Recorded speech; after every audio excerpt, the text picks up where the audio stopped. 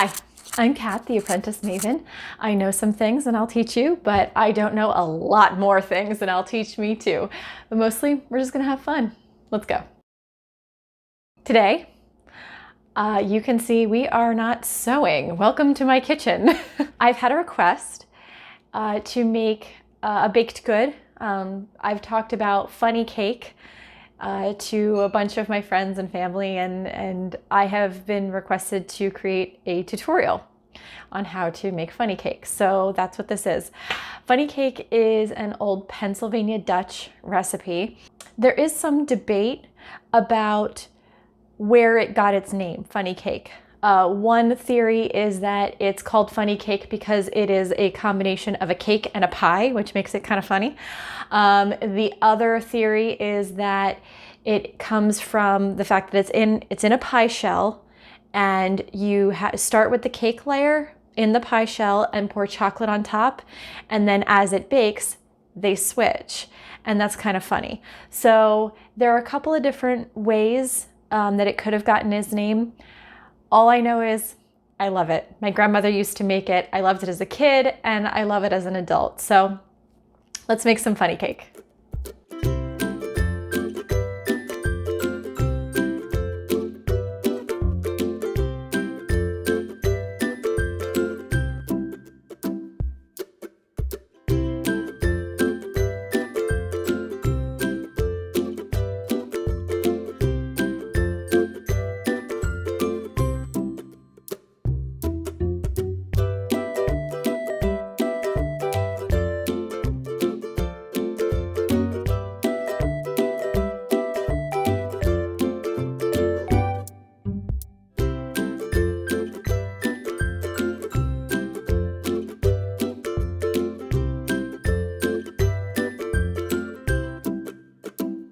So the first thing that we're going to need to do is make ourselves a pie shell. You can, if you're not comfortable making your own pie shells, that's fine. You can use store-bought, in my humble opinion, for whatever that's worth. I think they taste kind of bland. So if you are going to use a store-bought pie crust, what I'd recommend you do is put it in your pan, and then take a little bit of salt and just sprinkle it all over top of the crust.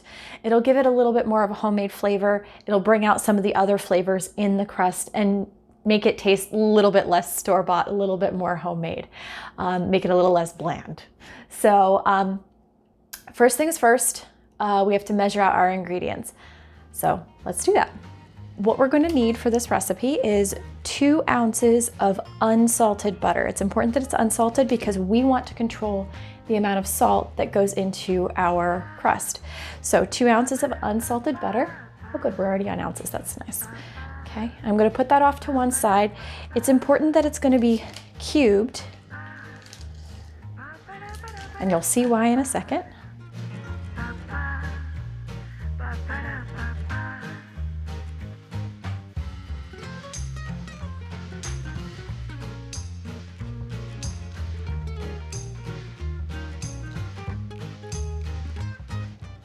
Ooh, almost there.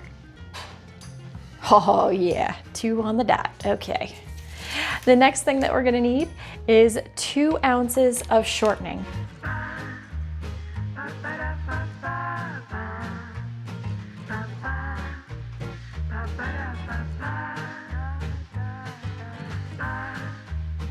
Now, I have recently discovered this butter flavored shortening, which I think is going to be pretty awesome because, quite frankly, unsalted butter doesn't really taste like much of anything. So the butter flavored shortening, I think, is going to give it a nice buttery kind of flavor to it. So we're experimenting today.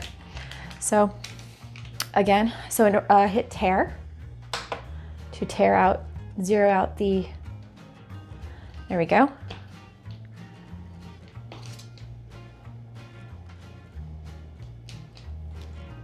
And again, you want chunks. Probably don't want chunks quite that big, huh?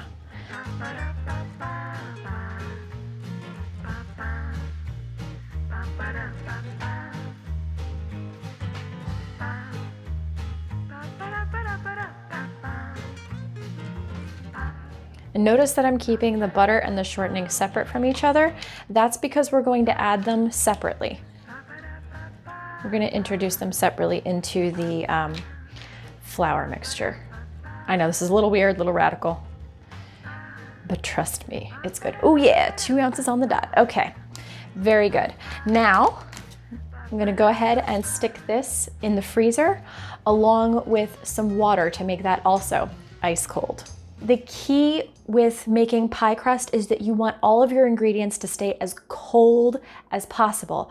That'll help create those flaky layers that we all love so much, especially with the butter. If it starts to melt, it becomes a gloopy mess, really disgusting, not worth it. All right, so while that chills in the freezer for 15 to 20 minutes or so, we're gonna go ahead and measure out the flour. We need, for this recipe, we need 6 ounces of flour. You wanna go slow. It does take most kitchen scales a little while to catch up to you.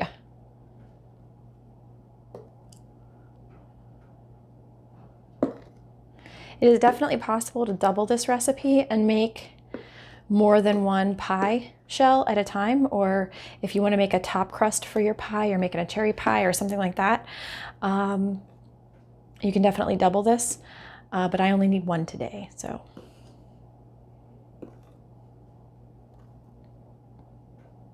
Oh, too much. There we go. All right, perfect. Into that flour, I'm going to put 1.25 teaspoons of salt. Now, most of the time I use kosher salt, but in this case, because the flavor of the pie crust is so delicate, kosher salt tends to be a little bit too bossy, and it ends up tasting a little too salty. So I'm just gonna use regular old salt. This is what I have. It's just regular old sea salt. And so 1.25 teaspoons. This is not gonna go well. I'm gonna try this over here. That's 1.25 teaspoons right there. Okay, and now because I've gotten salt all over me and the counter, I'm gonna go wash up real quick. Be right back. So when it comes to mixing your fats into your flour and your salt, there are a couple of different methods that you can use. One of them is using a dough mixer or a dough blade. This is mine. I do use it sometimes. It's not my favorite tool to use, partially because the holes in between each of the blades is so far apart, and it's really hard to get the really tiny, small pea-sized mealy feel that you need out of it. Another method that you can use is 2 knives. Sometimes when I'm away from home and I need to make a pie crust, which does happen, not often, but it does happen, I don't always have a dough blade or a dough blender to use. So sometimes you can also use 2 knives to just use this cutting motion to cut the fats into your flour and salt mixture. Another method that you use is doing this sort of motion. I don't know if you can see that sort of motion with your fingers. You want to make sure that if you choose this method, don't let it get on your hands. Your hands are warmer than your fingertips. And again, you want to keep it as cold as possible. The thing is, I'm really, really bad at using this method. I always end up with a gloopy mess. It's never even, it's really hard to work with. And it takes me forever to do it, which means that my fats get warm, which is probably why it ends up being a gloopy mess. So instead, I do what any self-respecting home baker would do. I cheat. That's right, I cheat. I use the food processor. This tool is amazing at making sure that the dough comes together very, very quickly and doesn't give it enough time to warm up. So that's what we're gonna do. First, into the food processor, we're gonna put our flour and salt mixture.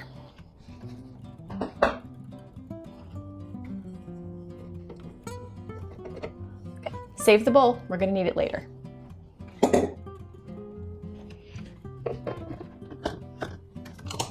Okay, I'm just gonna give this a pulse or two just to aerate the flour and mix the salt and the flour together. Stand back. Sometimes it throws flour. The fats have been in the freezer for about 15 or 20 minutes. They're very, very cold indeed. There's our butter and shortening, and I also have filled a spray bottle with cold water that has also been sitting in the freezer, and as you can see, it's sort of leaky, so we're gonna put that right there. First thing goes in is the butter. When you put it in, you want to make sure it spreads kind of evenly all over the, it's kind of sticking to the plate. Here we go. All over the food processor. Set your shortening aside for now.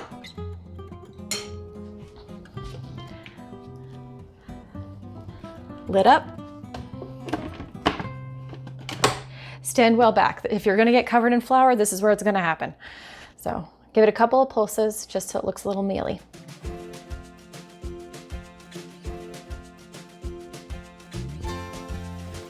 You don't want the pieces to be too small yet. I don't know how well you can see that, but now we're gonna introduce the shortening.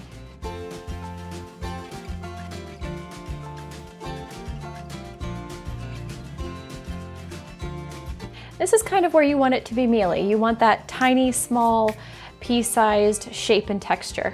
So I can see we're almost there. I'm gonna give it a couple more pulses.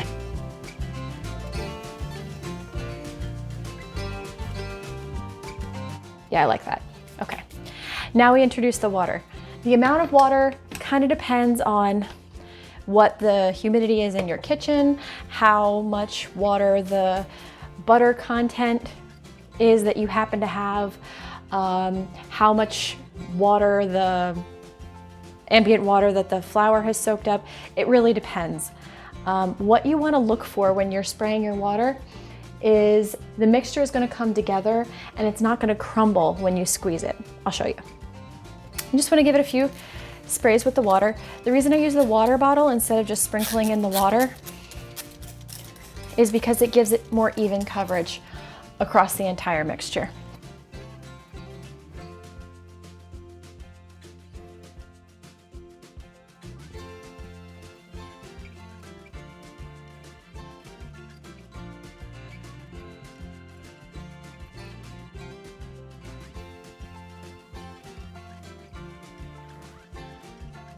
Now you do want to be careful, you don't want to mix it too much because if you do, your crust will become tough. That's pretty good. We're almost there. I think we need just a little tiny bit more. Still got a little tiny crumb on the outside. If you don't put enough water in, your crust will break when you go to put it in your pie shell or your pie tin.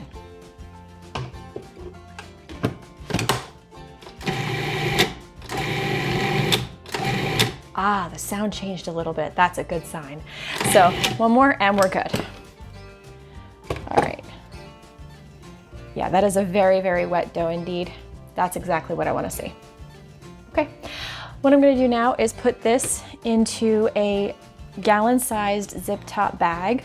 It is going to be a sacrificial zip top bag, I'm afraid. You'll see why in a little bit. I did forget to mention, it's going to be very, very tempting to scrape down the sides here where it's sort of clumped up a little bit.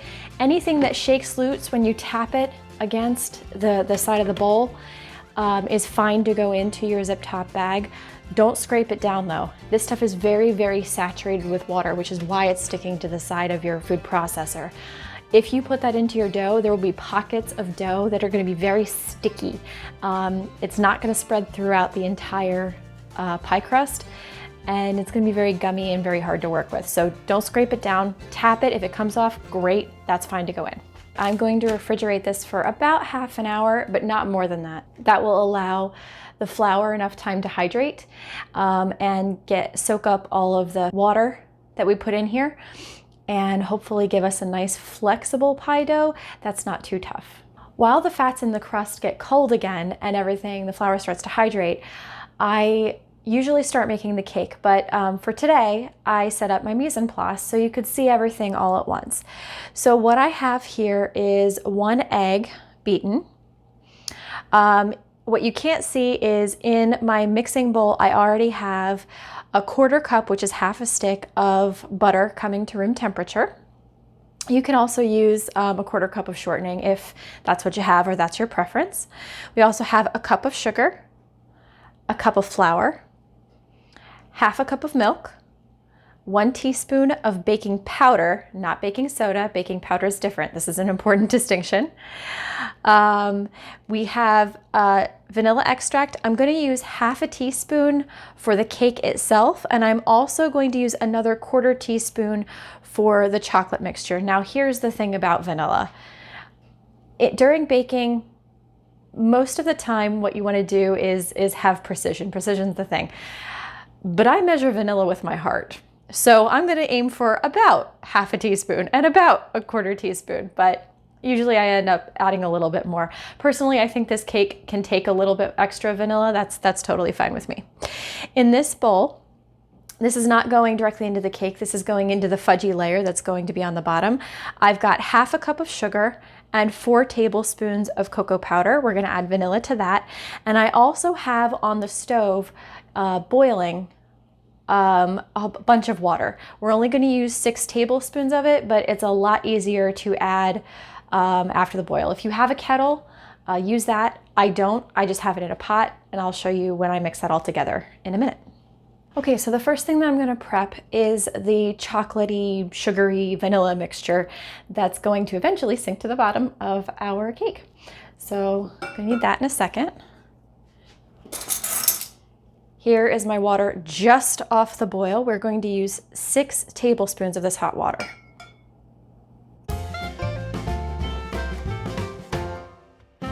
And now we add our 1/4 teaspoon-ish of vanilla. Maybe a little bit more. Yeah, that's good. Okay. All right, now what you want to do is whisk this together until you don't have any more lumps. This is why it's so important that you're using water just off the boil. If you try to do this with cold water, it ain't going to work. You want to make sure that the sugar has completely dissolved and that there are no more clumps of chocolate. Now, I like to use Dutch processed cocoa powder. This is the stuff that I use. It's very, very difficult to find in a store. Maybe if you have a specialty store in your area, that might work. You might be able to find it. I can't. So I actually order mine on the almighty interwebs.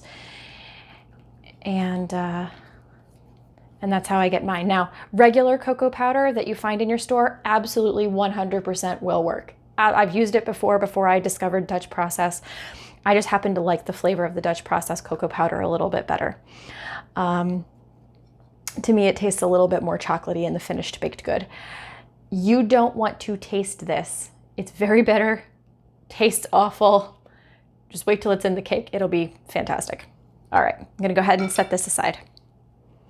Here is the 1 cup of flour, and to that we're gonna add a teaspoon of baking powder. Just get all of our dry goods together. Come on out of there, you. Okay, and just mix it together. Some bakers will argue you have to sift it. I can't be bothered. I don't have a sifter. If I'm gonna sift anything, it's gonna go through one of those little fine mesh strainers. Way too much work. All right, we're gonna go ahead and set that aside as well. I am also going to take this opportunity to preheat my oven to 350 degrees. Okay, it's been about 30 minutes and our dough is finished hydrating.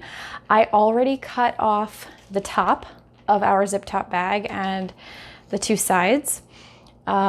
This is effectively going to be a pastry bag. If you've used one of those before, great, same process. If not, there you go. And the reason we had to cut off the 3 sides, you do want to leave the folded side. Don't cut that off. The reason we're going to do that is because as we roll it out, it's going to get bigger than this bag is. The other things that we need for this process are 2 pie plates and a rolling pin.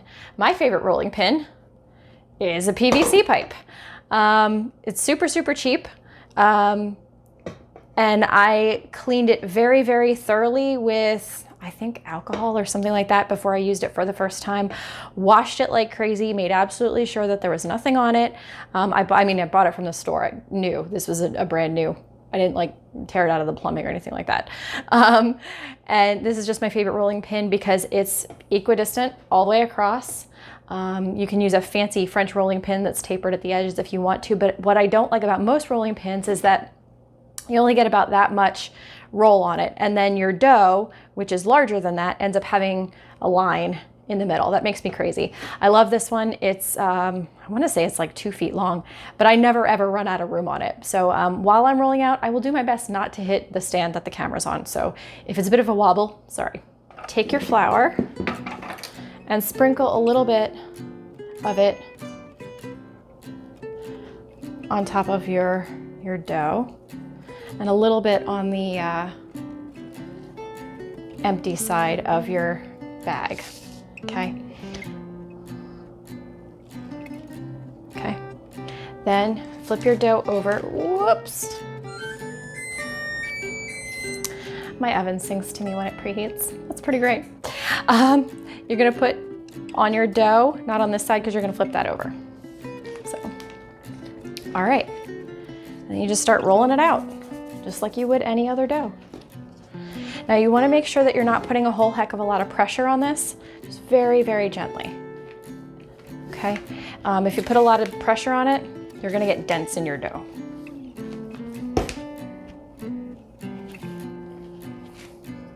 Okay?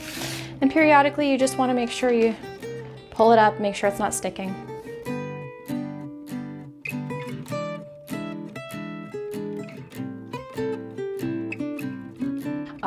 You want to make sure that it's not just this size. It needs to hang over a bit to give it that vertical space. Okay, and then periodically you're also going to want to flip your dough over. See, mine's already cracking. It always cracks. No big deal, just kind of mush it back together.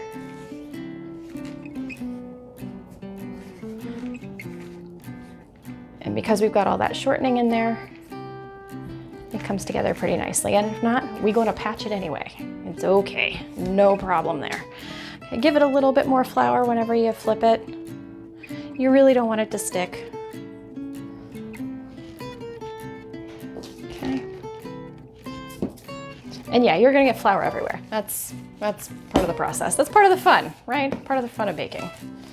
Just get flour everywhere, make a huge mess.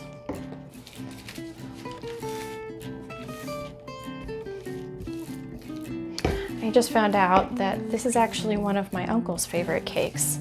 I didn't know that. But I just remember that when I was a kid, I remember being really excited whenever I'd found out that my grandmother had made one. Didn't know that it was because he had requested it as his birthday cake. But now I know, and now I'm gonna make it. Unfortunately, my grandmother passed away a few years ago. And this is one of the things that just makes me feel a lot closer to her. That and pandas. She collected pandas.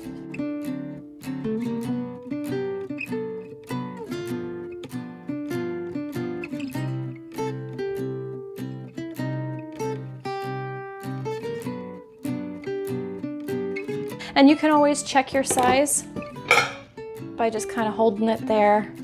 That's a little bit smaller than I really need.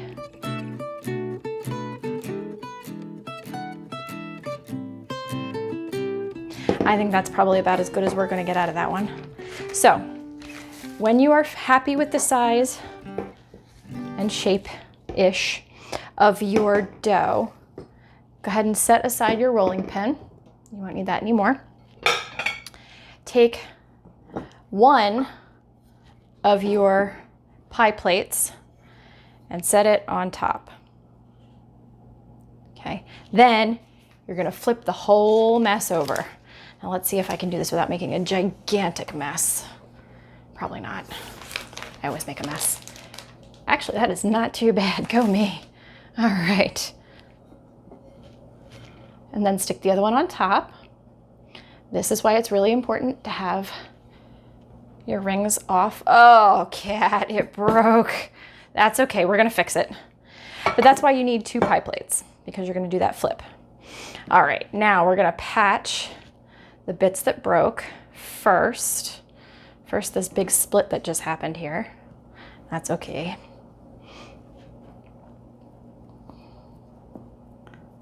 All right, you wanna make sure you don't have have it too thin.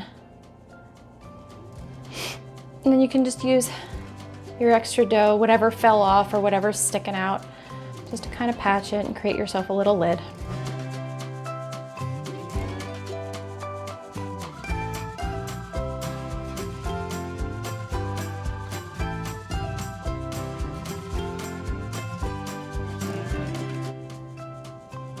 You do want to make sure that your dough is all the way in the corner and you don't have any air pockets.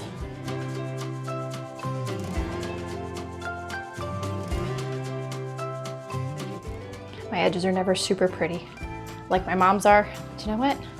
Then you know it's homemade, and I'm good with that. Oh, you made your pie crust from scratch? That must have taken you forever. Nah, it was no big deal. That's what you can say. You can practice it in your kitchen while you're making your pie crust. No big deal. It didn't take me very long at all. And you know what? It didn't, because of that amazing food processor. So there's our pretty ugly but pretty tasty pie crust. Now go ahead and set that aside while we mix up our cake. Okay, so as you can see, as promised, I've got half a stick of butter that's room temperature now in the bowl of my mixer.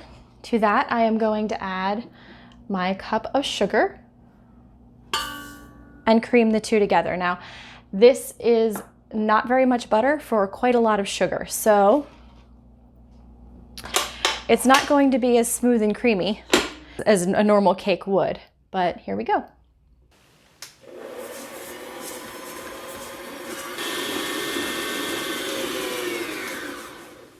Okay, as you can see, it's still a little bit crumbly.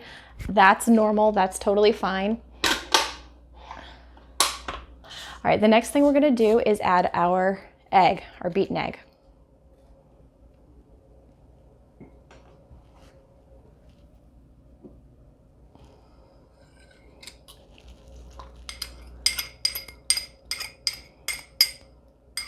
Okay.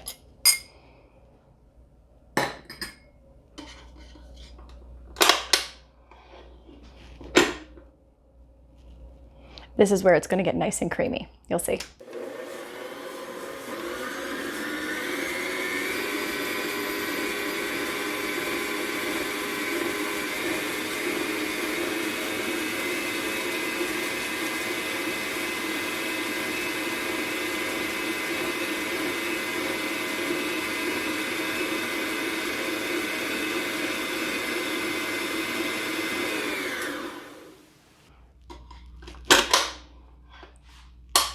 Okay, now I've already added the vanilla to my milk mixture, and I've already added the baking powder to my flour mixture. So I'm going to add them to the batter, alternating. First, I'm going to start with the dry goods, and then I'm going to add half of the wet, and I'm going to add another third of the dry, the other half of the wet, and then I'm going to finish up with the dry goods. It may look a little bit like it's curdled. Just keep going. It'll be okay.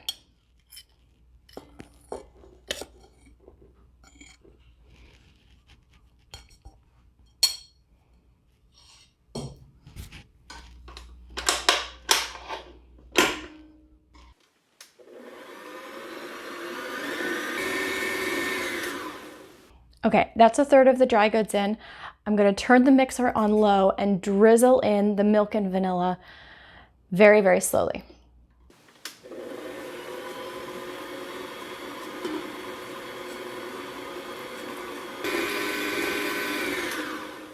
Again, pretty wet and gross. That's okay. We're going to keep going.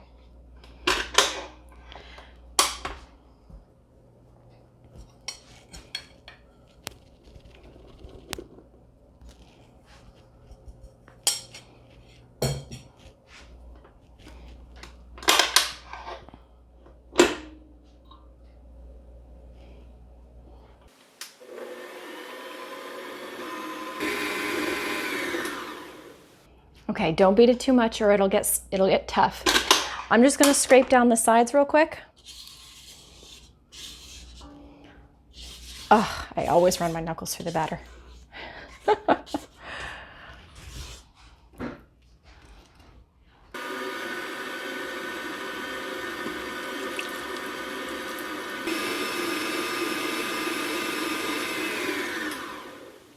we're gonna finish with the dry goods.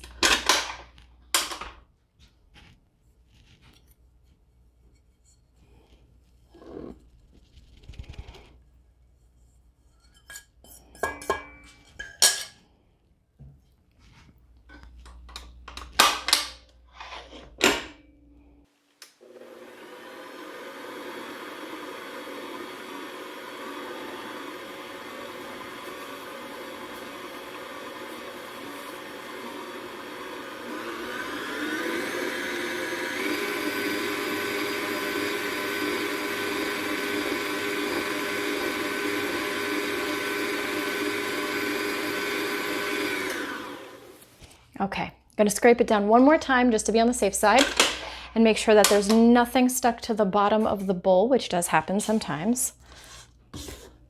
Now that looks perfect. Yeah, that's great. Okay.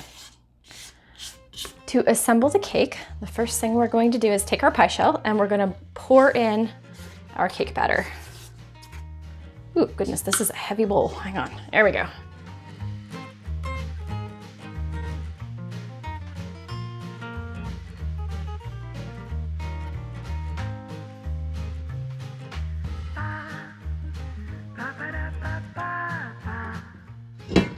I know it doesn't look like much. It will rise in the oven, it's okay. You wanna smooth it out as best you can.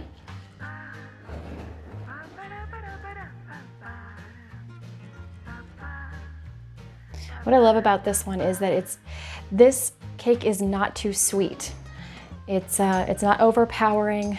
Matter of fact, it's a really, really great breakfast food to have with a cup of coffee or something like that. All right, that's pretty good. All right, and here's where you're gonna think I'm nuts. I promise though, it will work. Pour it right on top.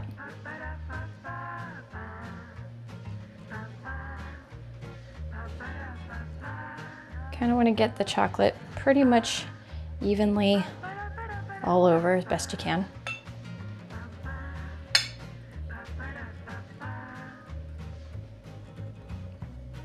Okay, it's pretty good. Set that aside. Give it a little bit of a tilt so that there's chocolate covering every part. All right, or pretty close to it. Okay, now we bake. I'm gonna bake it at 350. It usually takes about 45 to 50 minutes. I'm gonna start checking it at 40 minutes. Isn't she pretty? It's done.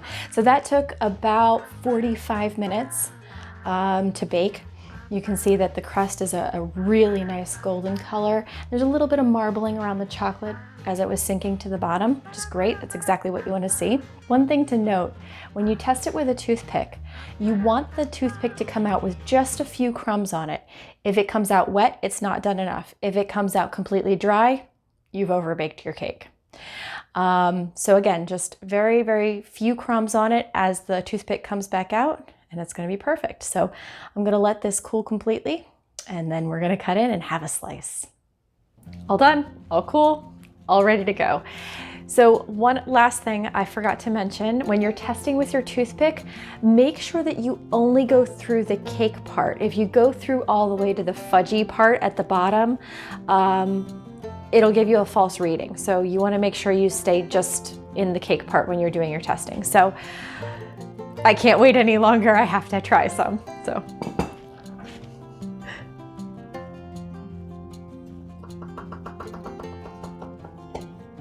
I don't know if you can hear it, but that's the crunchy part. It's so good.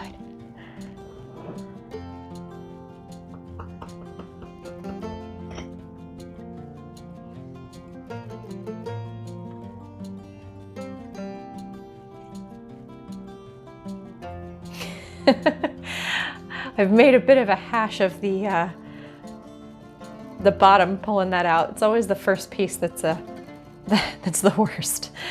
But this is what you want to see.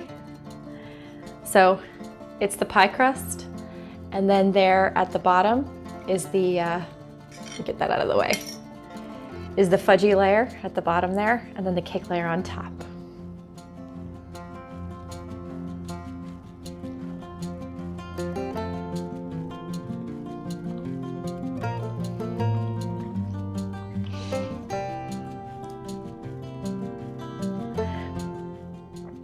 tastes like my childhood.